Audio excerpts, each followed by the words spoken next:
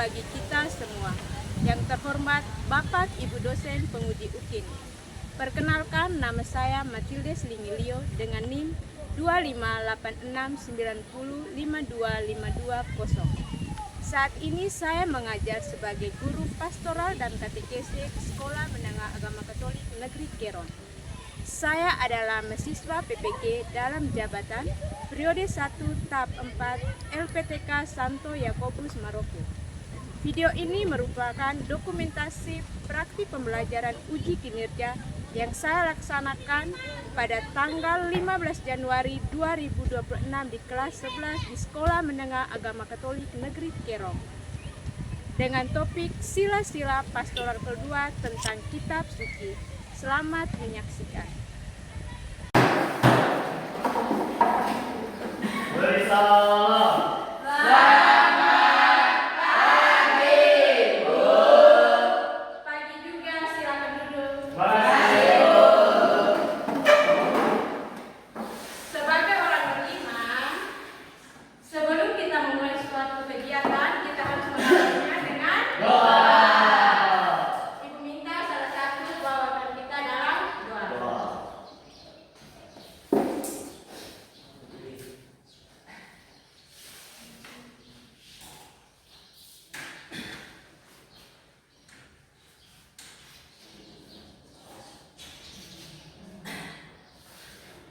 Baik teman-teman, marilah kita berdoa dalam nama Bapa dan Putra dan Roh Kudus. Kristus Tuhan kami. Amin. Dalam nama Bapa dan Putra dan Roh Kudus.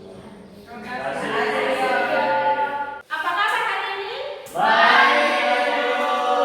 Harus semangat? Semangat. Tadi malam siapa yang belajar? Saya Bu. Yang di rumah? Belajar juga yang di rumah? Yang di asrama? Belajar. Semua belajar ya? Ya.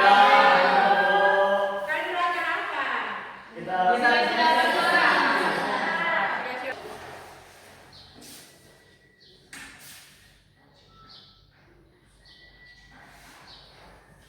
Maria.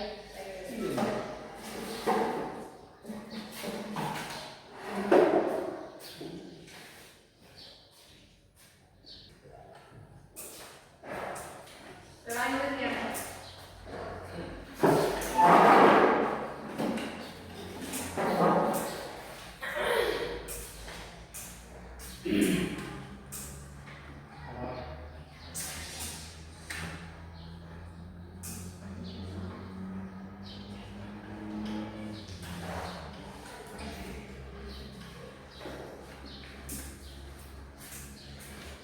lagi.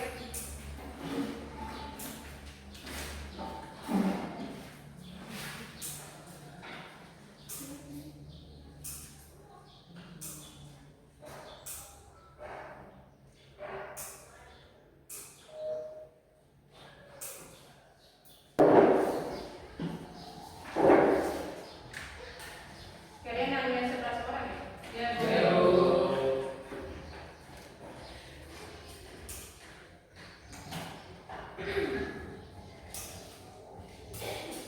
Sebelum kita masuk ke materi, kita menyanyikan salah satu lagu bersama. Ibu aja bisa semua berdiri.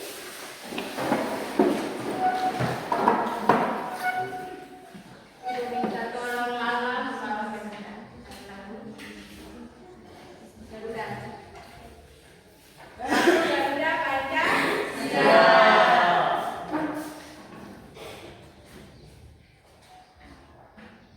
Mari teman-temanku sekalian, kita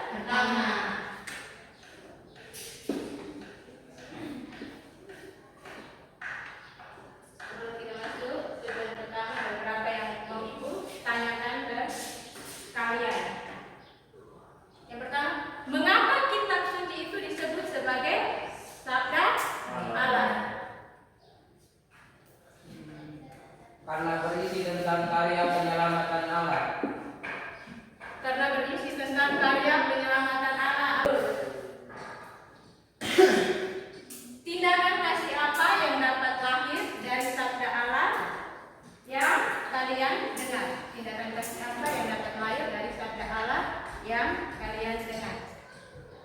Tindakan kasih lebih fokus ke kasih, saling ngasih. Iya, saling ngasih, ngasih sama. Apa? Tidak membenci. Jangan membalas kejahatan dengan kejahatan. Jangan membalas kejahatan dengan kejahatan. Apalagi mereka tinggal di asrama. Apa tindakan kasihnya? Teman yang tidak punya, apa yang kamu lakukan? Teman yang sakit, apa yang kamu lakukan? Jauh atau mengantarnya ke rumah sakit. Berobat toh. Kita lanjut.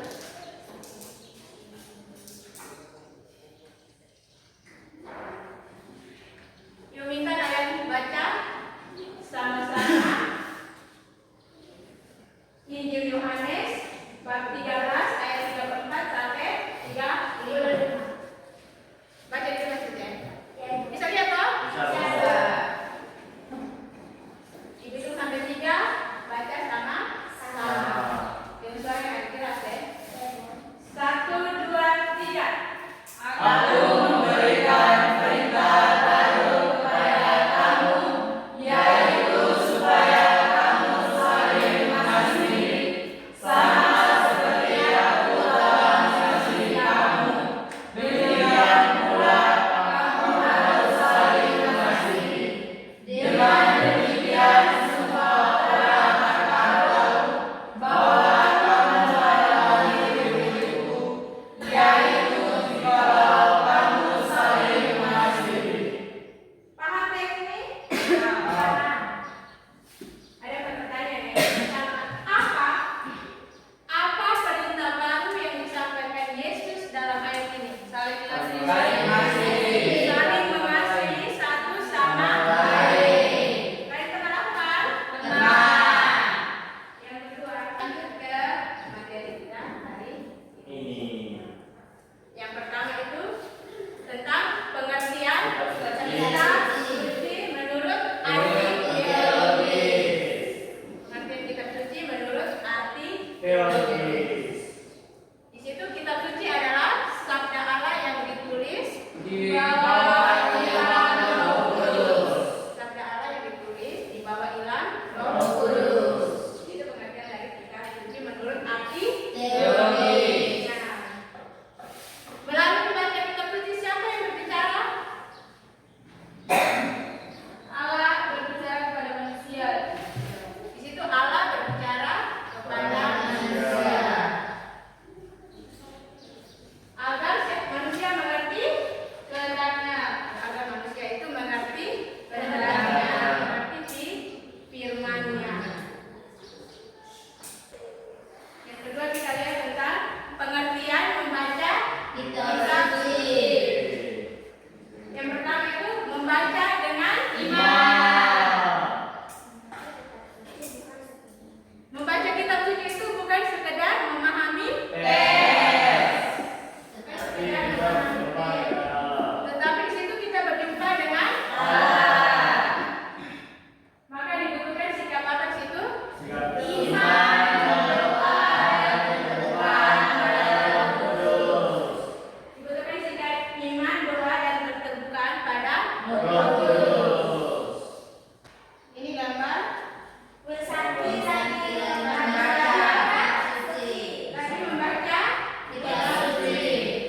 Sekarang kita lihat langkah-langkah membaca kitab suci Yang benar. Langkah-langkah membaca kitab suci yang benar. Yang pertama itu harus ada persiapan rohani. Persiapan rohani.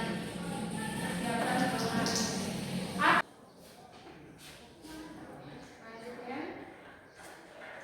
memahami isi teks secara mendalam.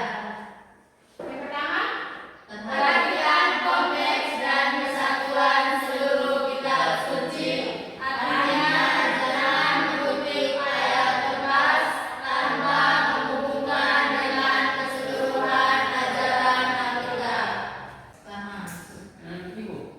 Ayat lepas itu apa?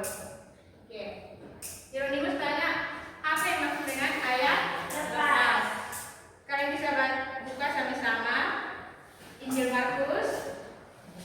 Markus bab 11 ayat Markus bab 11 ayat 24.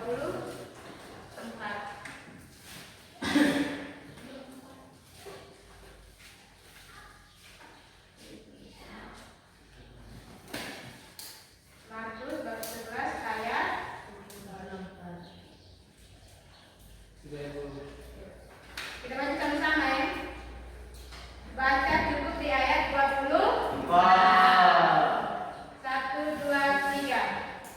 Karena itu aku berkata kepadamu, apa saja yang kamu minta dan doakan, percayalah bahwa kamu telah menerimanya, maka itu akan diberikan kepadamu. Karena itu aku berkata kepadamu, percayalah, apa saja yang kamu minta dan doakan, percayalah bahwa kamu telah menerimanya. Dalam ayat ini, seandainya menurut kalian punya penafsiran sendiri, kamu menafsirannya seperti apa di situ? Apa saja yang kamu minta dan doakan, percayalah bahwa kamu telah menerimanya.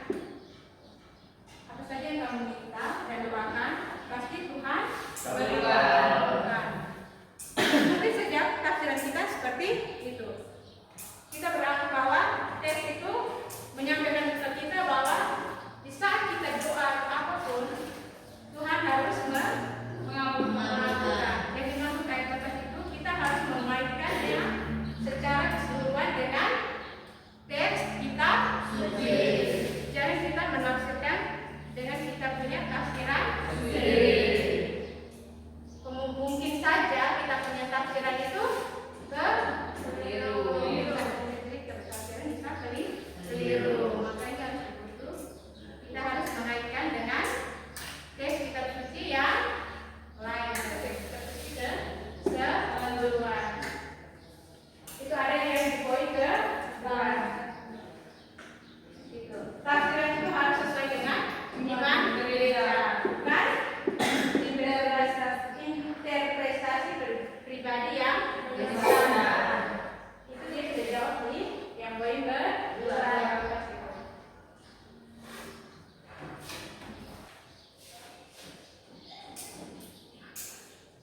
Ini gambaran lagi membaca kitab suci. Ini lomba membaca kitab suci. Satu lomba membaca kitab suci.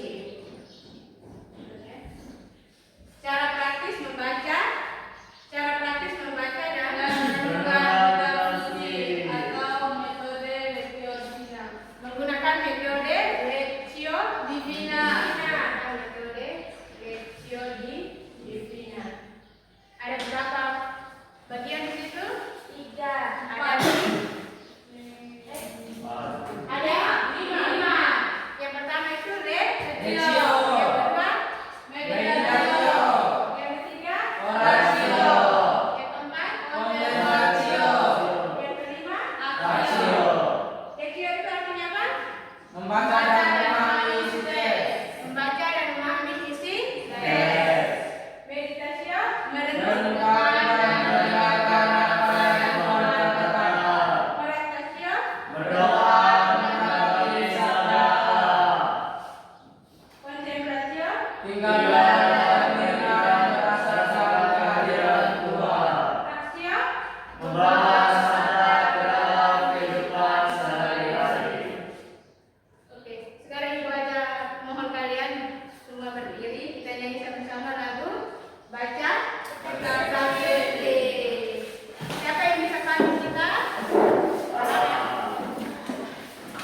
Tahu orangnya? Tahu. Oke. Kita sama-sama nyanyi dulu lagu baca kitab suci. Suci. Baca kitab suci. Kita lanjut ya.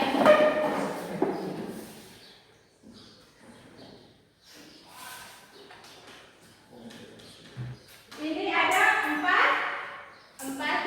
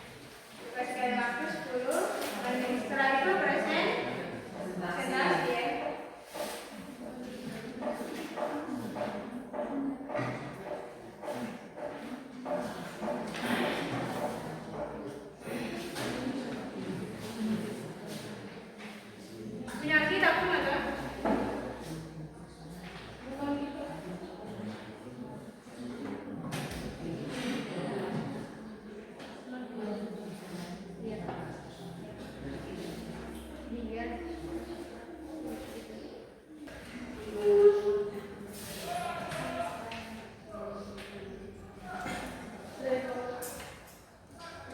Bu.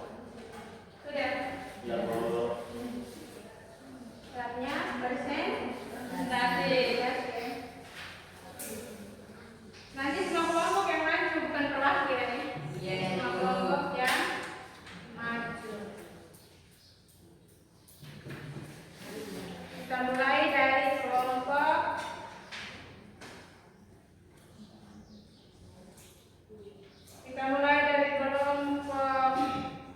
Oratio.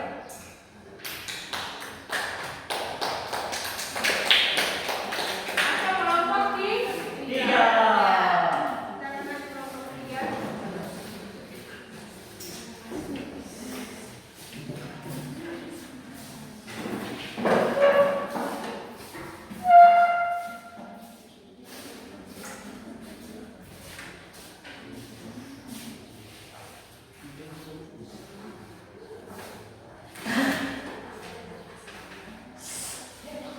Selamat pagi, Ibu dan teman-teman sekalian. Selamat Pagi. Terima kasih atas waktu dan kesempatan yang diberikan kepada kami kelompok 3. Sekarang kami dari kelompok 3 mau mempresentasikan hasil kerja diskusi kami. Sebelum kami mempresentasikan hasil kerja diskusi kami, terlebih dahulu kami perkenalkan diri kami. Perkenalkan, nama saya Maria Icalsiana Paresare dan teman saya. Perkenalkan, nama saya Maria Sisirwati dan teman saya. Perkenalkan, nama saya Clara Nurwala Jamila. Jadi di sini kami mengambil ayat kitab suci yang berjudul Carilah Tuhan selama Ia berkenan ditemui, berserulah kepadanya selama Ia dekat. Bagi teman yang membaca dipersilakan. Kita masuk ke pembahasan soal yang pertama. Apa pesan utama yang kalian pahami dari teks kitab Yesaya pasal 55 ayatnya yang ke-6 tentang hubungan manusia dengan manusia.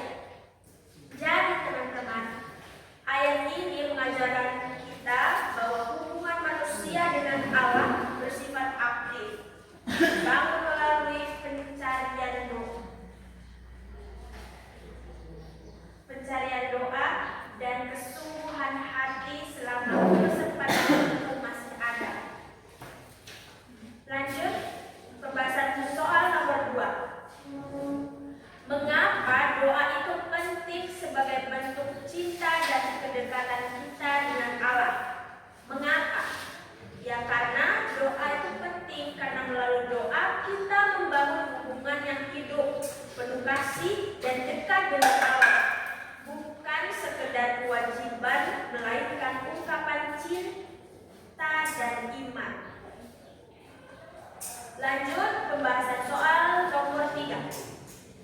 Dalam situasi apa kamu merasa perlu mencari Tuhan dan berdoa dengan sungguh? Mencari Tuhan dan berdoa dengan sungguh-sungguh penting, baik dalam keadaan sulit maupun senang, karena doa menolong kita tetap dekat dan bergantung kepada Tuhan. Lanjut, pembahasan soal nomor 4. Satu sikap atau tindakan kasih apa yang ingin kamu lakukan setelah berdoa dan mendekatkan diri kepada Tuhan? Tindakan kasih ini mencerminkan bahwa doa tidak hanya berhenti pada kata-kata, tetapi diwujudkan dalam perbuatan nyata, sebagaimana tanda kasih Tuhan dalam hidup kita sehari-hari. Jadi baik teman-teman, sekarang teman saya sudah membacakan jawaban dan pertanyaan, dan sekarang kita masuk ke sesi tanya jawab. Bagi teman-teman yang ingin bertanya dipersilakan. Kami dari kelompok 2 ingin bertanya, apa perubahan yang bisa terjadi jika seseorang sungguh-sungguh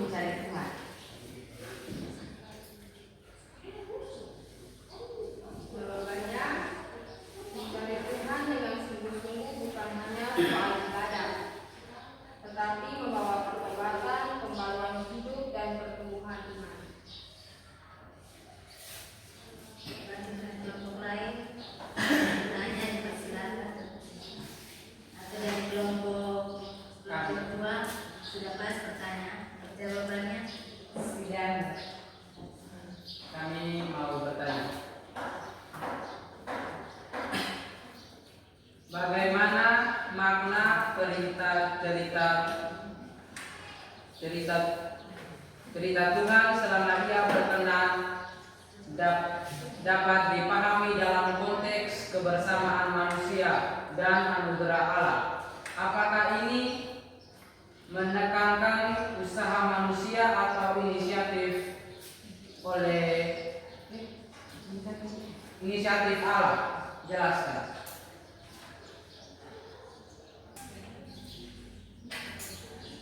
Jadi baik, sekarang kami akan menjawabkan pertanyaan dari kelompok 4. Perintah ini menekankan bahwa keselamatan Allah adalah anugerah Allah, tetapi menuntut tanggapan aktif dalam diri manusia itu sendiri.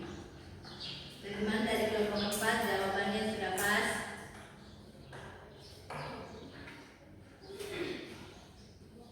Sekian presentasi dari kelompok kami. Waktu kami kembalikan kepada Ibu. Kalian sudah mempresentasikan hasil diskusi kelompok kalian tentang apa? Leksion Tidak. tentang metode Leksionia. Dari keempat metode tadi, Ibu melihat sepertinya kalian sudah menguasainya, atau tidak? Sudah. Menguasai. Dan dari keempat kelompok yang mendapat kelompok yang mendapat nilai tertinggi yang paling sangat memuaskan diraih oleh kelompok 4. Leksion.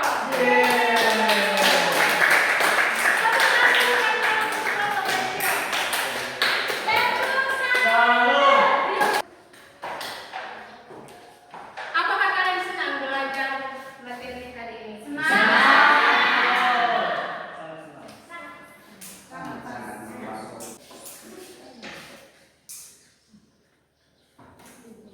Mari kita simpulkan sama-sama materi kita Hari ini. Baca kalian baca yang Lupa. ada di buku paparan. Yang pertama, kitab suci itu adalah sabda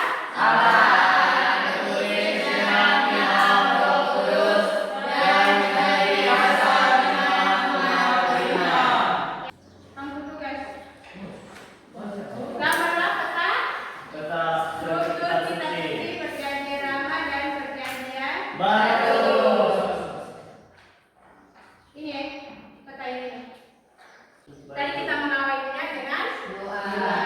Maka sekarang kita mengakhirinya juga dengan doa.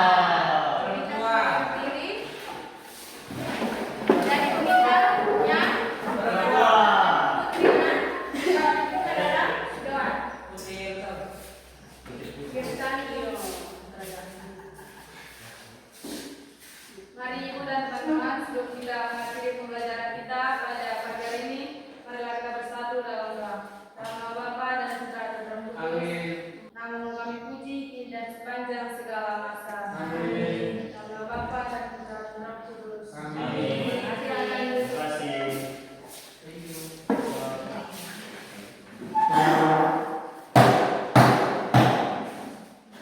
Ucapan